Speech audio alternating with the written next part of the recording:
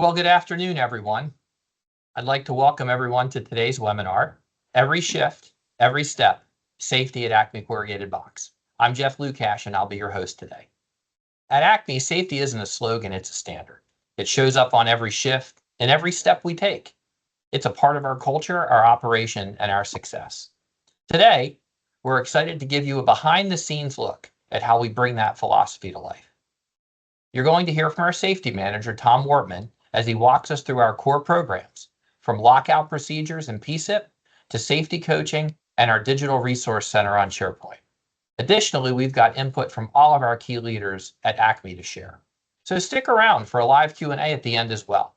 We'd love to hear your thoughts and questions. And we again thank you for joining us today. At this point, I'm going to turn it over to Tom and let him take over the presentation. Tom, here you go. Great. Thank you, Jeff, and thank you to everyone joining us today. At Acme, we believe that every shift begins and ends with safety. It's not just a checklist or a poster on the wall. It's the way we work, the way we lead, and the way we look out for each other. So today, I'm going to guide you through the systems and behaviors that are helping us take safety to the next level. We'll start with how we handle automation safety and then move into our cornerstone program, Lockout Tagout. You'll hear directly from leaders like Bob Cohen and Jeremy Cohen as they share how leadership drives these efforts. We'll also dig into our Positive Safety Improvement Program, or what we call PSIP, and how it encourages employees to actively shape a safer environment. Then we'll walk through how we organize safety procedures and training through our safety management system on the portal.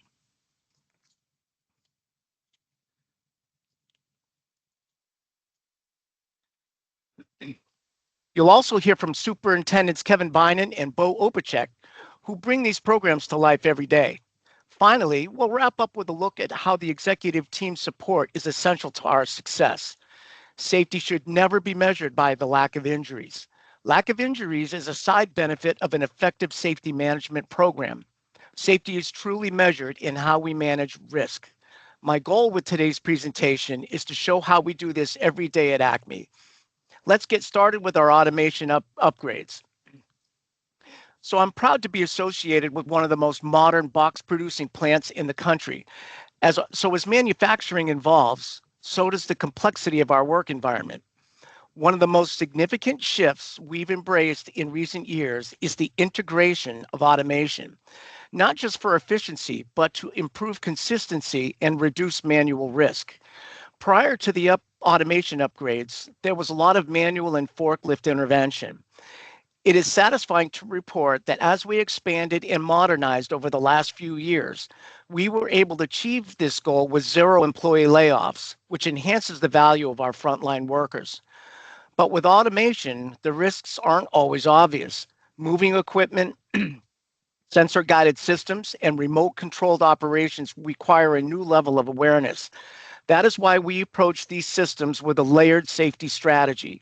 Of course, physical guarding, visual cues and signage, interlock devices, safety sensors, and comprehensive employee training. With automated updates, we not only improve efficiency, but we also reduce risk. What I'd like to show you are some examples of how we move things through the plant with our automated process. Let's start with our print plate storage area. These are large plates which can be ergonomically cumbersome to move, that require planning and ingenuity to help us be efficient and reduce risk. It works similar to a storage delivery system like a dry cleaner. So plates are easily accessible and do not need to be carried from other areas of the plant. We've also implemented fixed barriers and nets to catch any plates that could be subject to a fall, while maximizing available work area on the converting floor. This is important not just to improve efficiency in customer changeover time in converting, but also reducing risk with trips, falls, and ergonomic strain. When we make things efficient as well as time savings, we make things safer. Next, I'd like to show you how we move our work in progress, or what we call WIP, through the plant. This is our high rack storage system. It's a 7-story storage whip system guided by two computer-controlled cranes that can efficiently store and retrieve our customers' blank sheets to convert into boxes accurately and efficiently. Many box plants do this by means of using forklifts. However, using this technology makes delivery to converting machine centers safer and increases efficiency.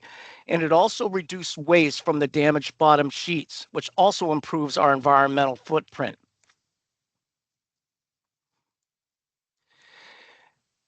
So for whip distribution, we also have a high rack operator, and this is Joe. You'll notice that instead of using multiple forklifts, we only use one person to monitor traffic in and out of the high rack storage system. This is because each unit is tracked by computer to ensure it gets delivered automatically to the converting machine center that requested it. We use a blue mesh belt conveyor system to move work in progress efficiently in and out of the rack to our converting machine centers. This reduced a lot of risk by eliminating the use of forklifts. It is noteworthy to mention that the process of removing forklift use in the process, we're able to do it with no employee layoffs like I've already mentioned. Next will be transfer carts. We have 4 transfer carts that safely and effectively distribute work in process to each converting machine center. Because it is automated and has no forklift intervention, it is safer to distribute over traditional methods. These carts are equipped with motion detection sensors and emergency bumpers that will stop the car if they detect an obstruction. Again, training is key here. We make sure every operator is comfortable driving the cart when it becomes necessary to take it out of automation mode. Next, let's hear from Bob Cohen.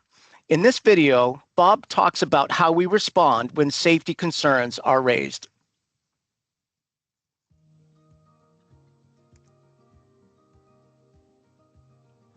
One of the bonds that I have with Tom Wertman as our safety manager is a full commitment to deal with safety issues immediately, because Tom is our safety leader, and if he recommends something and he believes is serious, we need to take it seriously also.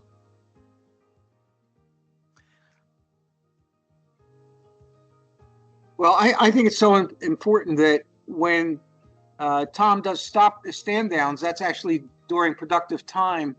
But we believe it's so important that employees know how seriously we take safety, that they know we'll stop production and we'll stop orders for customers until we're satisfied that the message is given and it's received by our employees. We almost went a year without a recordable. And actually, the recordable that we actually have, we think is relatively minor.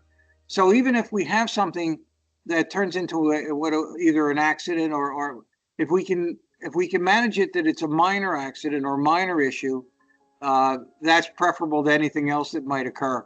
So the idea is really to catch safety issues prior to them happening. So you have situational safety issues and behavioral. Situational ones are one we can fix when we should fix immediately. Behavioral ones are ones we have to work at. I think the engagement of every employee in their own safety is crucial. Sometimes I think people don't take it seriously until something happens to somebody that is serious. So engaging the employees, I think redundancy is something that we have to practice to make sure that they understand that it's a message that continues. It's never stopped. And I think we're getting very good at that. So Bob's message is clear. Safety is not a side task. It's a fundamental priority. When someone flags an issue, we listen, act, and follow through. Next, let's hear from our Vice President and General Manager, Jeremy Cohen, who discusses how leadership directly supports safety efforts.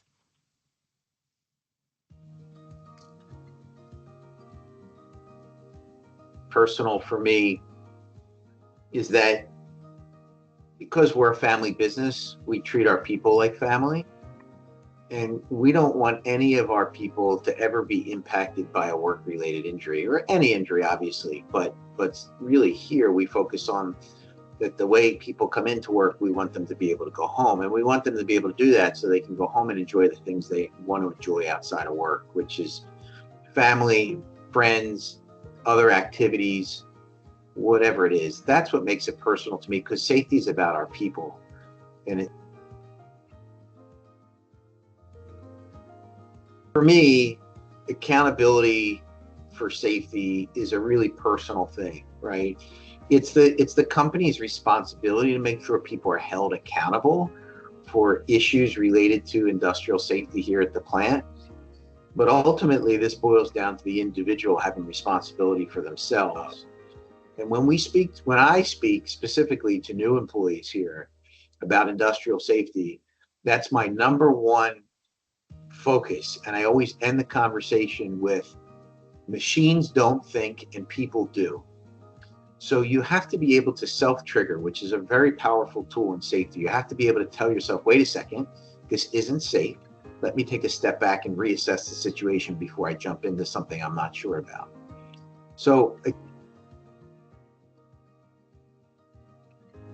invest heavily in.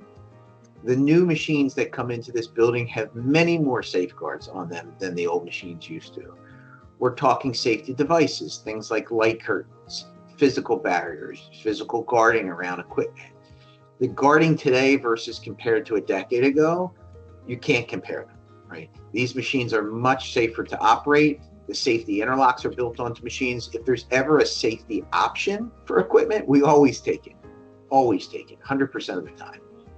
It's not even a question for us. So as we look to the future, we look to continue to automate and have safety features built into our equipment. With respect to safety excellence, we're trying to build a path to safety excellence. We want to become a VPP certified site for OSHA. And that's a certification with the federal government that you get to such a high level of safety, and that you can show the federal government that you're at such a high level that they don't come in and do unannounced audits. But that's not really why you do it. That's just a perk. The real reason why you do it is to keep people safe and have best practices to keep people safe in your plant. Again, it's just good business, and it's the right thing to do to keep our people safe.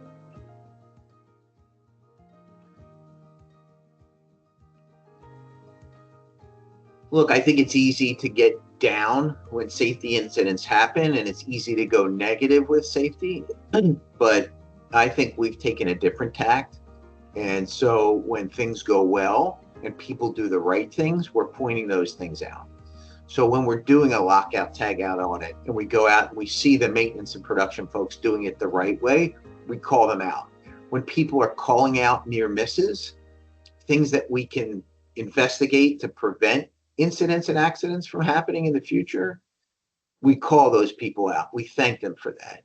We do safety audits in the plant. I just did one myself this past week. We look for issues. It's our job to look for hazards or issues in the plant that can cause injuries and eliminate those risks. So Jeremy reinforces that safety starts from the top. When executives demonstrate commitment, it empowers the entire organization to prioritize it.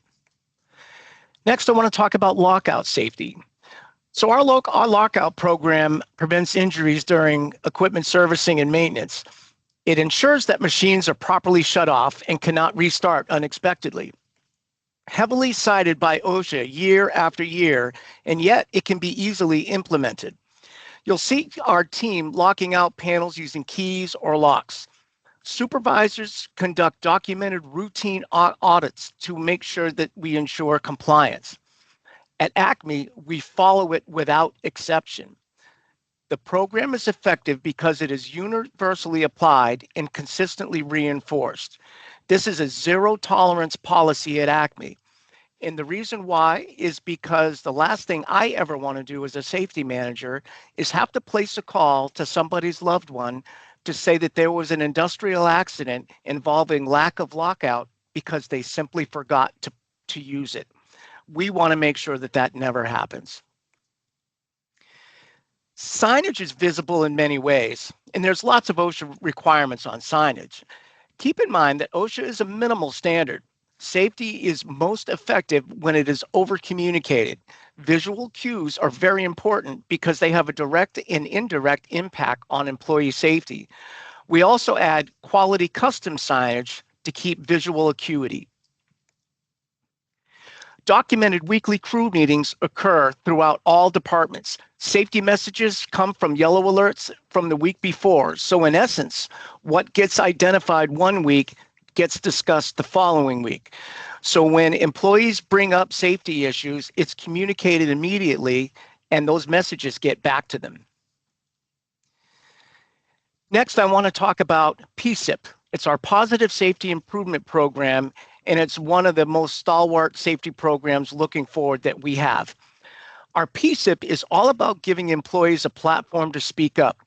Issues are logged, reviewed, and resolved transparently without fear of retribution. It's truly a safe zone.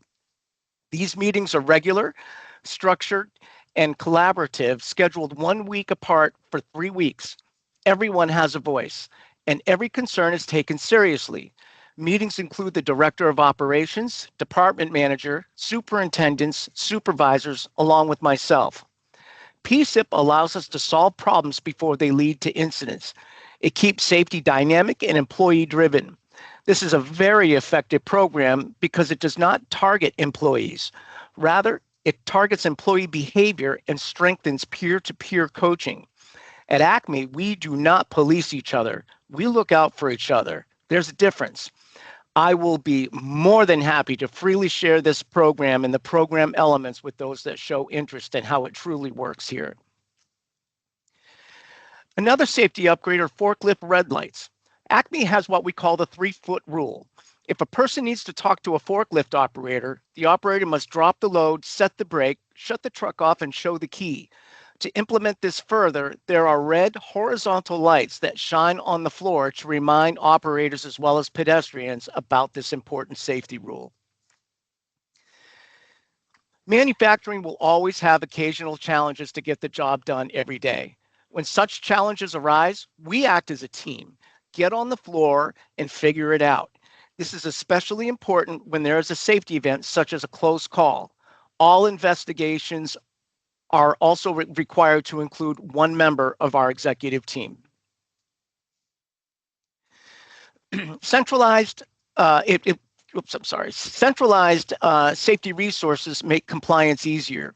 Our SharePoint hub includes lockout procedures, audit checklists, training documents, policies, and more. Everything is searchable and updated in real time. We use it to track completed trainings and document corrective actions. Staff know where to go for reliable information. If a regulator should come on site and I'm not in that day, all necessary information is easy to get conveniently in one location. Next, we'll hear from Bo Opacek, who will speak about the types of hazards he looks for on the production floor.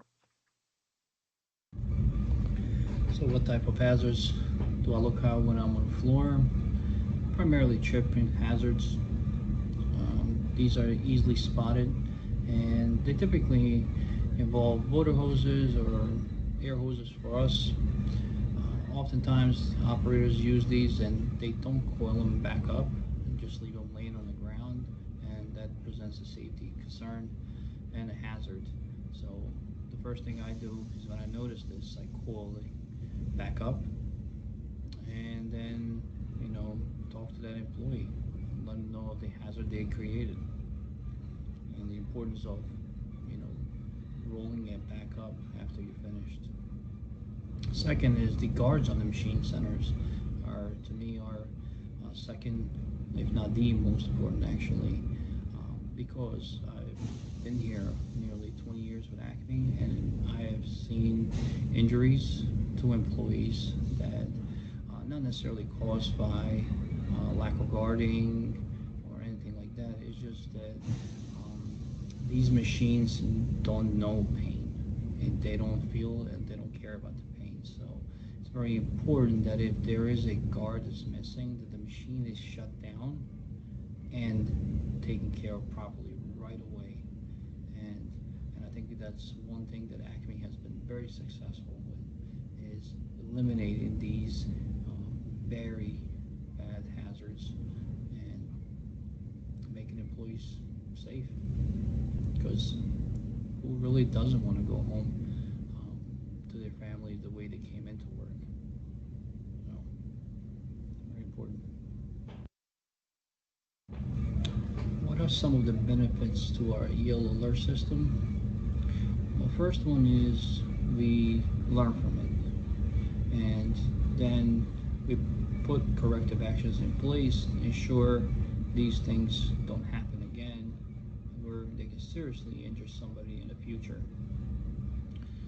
I like to think of these yellow alerts as almost like a breaking news alert type of system, a newsletter or a newspaper, if you would. They alert employees of what has happened and how we are correcting the issue from ever happening again. And I think that Acme is very good at reactive stuff.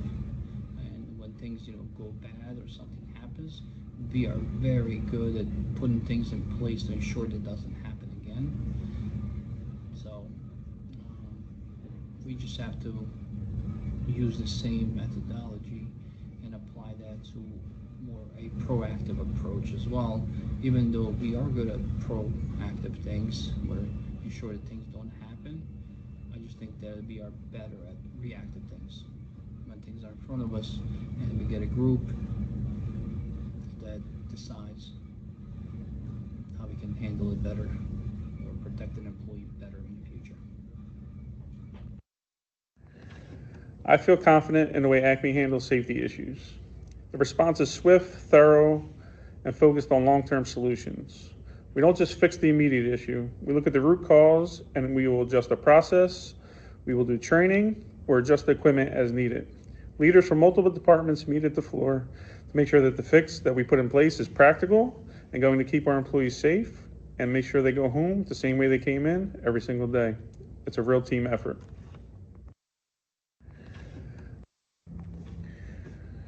In what ways do we try and stay ahead of the next injury? We stay ahead by being proactive, not reactive. That means regular safety audits, ongoing training, and involving employees in safety conversations along with PSIPs. We look at near-miss reports, conduct behavior-based observations, and review data trends to predict where the next issue might come from. We also bring in fresh eyes from different departments to help spot what we might overlook during monthly audits. It's about building a culture where everyone has a role in preventing injuries. So as you can tell, housekeeping is a large safety factor. A clean house is a safe house. Sharing through our yellow alert system is a primary driver for injury prevention. And proactive steps, the more we take, the further we will keep us ahead of that next injury opportunity.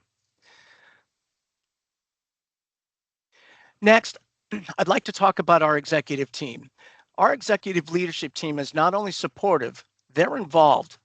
If support and involvement does not come from the top of the organization, safety will never reach its true potential of prevention and growth.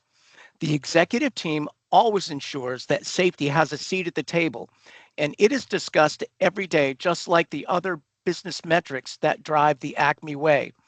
All business meetings start with a safety shout out. Safety is a lifestyle for us here at Acme. It extends beyond our walls to our customers and partners. Let me give a few examples of how safety impacts all of those important people. Proactive safety drives performance. Here at Acme, we take a very aggressive approach to safety, which helps identify and mitigate risk before they become issues. This creates a more dependable production pipeline for our customers. Additionally, quality directly links to safety. Employees working in a safe, well-managed environment are more focused and less stressed, leading to better attention to detail and a higher quality product that we can deliver to our customers. Additionally, our compliance to safety builds trust.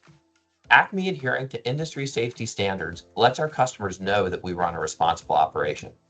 And lastly, we share best practices, which creates a value to our industry and our customer. We engage regularly in safety webinars and knowledge sharing. We not only improve ourselves, but this helps elevate our industry and our customers' standards of safety, ultimately benefiting everyone. So as I conclude, at the end of the day, safety isn't just a priority for our teams, it's a promise to our customers. Every safe choice we make, every protocol we follow directly impacts the quality, reliability, and trust our customers expect from us. When we lead with safety, we're not just protecting our people, we're delivering peace of mind to every customer who counts on us to get it right every single time. Jeff, thank you very much for that. Just to wrap up the first part of this webinar today, I just want to say that our automation upgrades bring speed, precision, and consistency, but built-in safety from the beginning allows us to proactively work to prevent the silent risks. Because we are heavily automated, there is no logical reason to expect that it brings unconditional safety improvements. It just means that with any improvement or upgrade, that operational safety has to be planned as best we can using the new and altered commissioning process. At Acme, we don't bolt on safety later, we build it in from the beginning. These systems are designed for predictability, and the more we move chance from the equation, the safer our operation becomes. Now, I'll turn it over to Jeff Lukash. Well, thank you, Tom, for walking us through Acme's approach to safety. We hope everyone's come away with a clearer picture of what it means when we say safety is built into everything we do, from the equipment on the floor to the way we lead, to the way we train, and how we improve overall. Now, we'd like to open the floor for some questions. So if you have any at this time, please feel free to type them into the chat, and we'll see what we can get to today. And it looks like we've already got a few questions already. So Tom, if you're ready, I'm going to share the first question with you.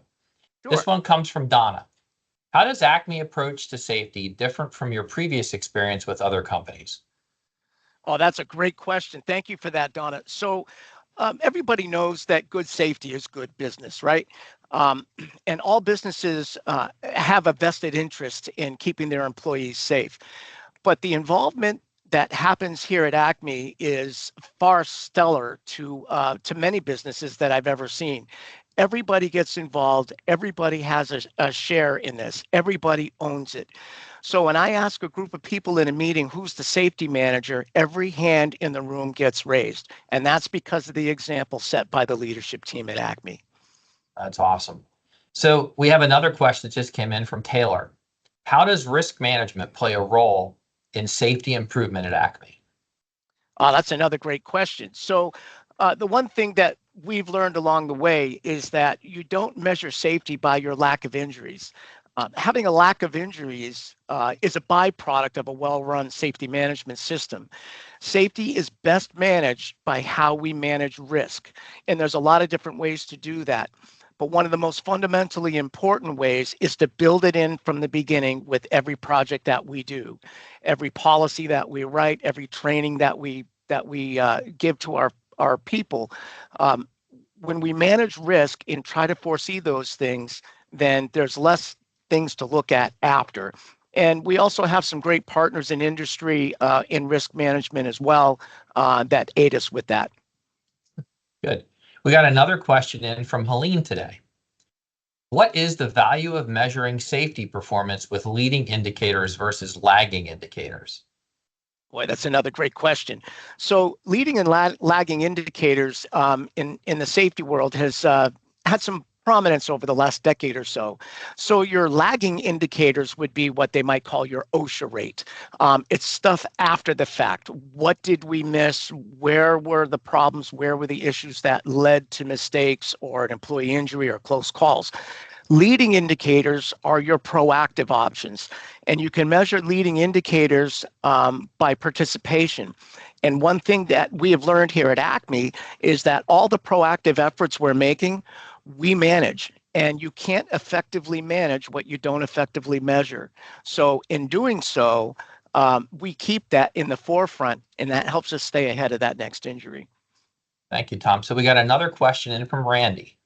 What measures do you take when enforcing the safety rules, write-ups, verbal warnings, etc.? And at what point do you decide you need to, when you've revisited with the same person, before following through with corrective action or termination? That's a great question. So when I first came aboard to Acme, my mantra was I will always be a coach before I'm a cop. So we have to understand that there are human elements in all things that we do. So when we get into safety discipline, I'd like to look at other factors before we go there. That's generally our last resort. So in our proactive efforts, if we have some issues with safety rules or different violations, we'll work with that person. And the PSIP program that I mentioned earlier is a fundamental way that we help steer employees in the right direction. Now, discipline does have its time and place, and we have used it, but that is absolutely our last resort. So, being a police officer on the floor is definitely not what my goals and objectives at Acme are about. But sometimes it does have to go that way. And if people just refuse to protect themselves, we'll protect you from yourself. That's great. Well, thank you, Tom. Well, we certainly received some great questions today, and we thank everybody for submitting them. So at this point, we'd like to thank everybody that attended today. We'd also like to let everybody know that if you have questions, we're happy to keep the conversation going. You're welcome to feel free to reach out to any of us here at the Acme team. So on behalf of the Acme organization, Tom and myself, we'd like to say stay safe, stay sharp, and we'll see you next time at our next webinar. Have a great afternoon, everyone. Thank you.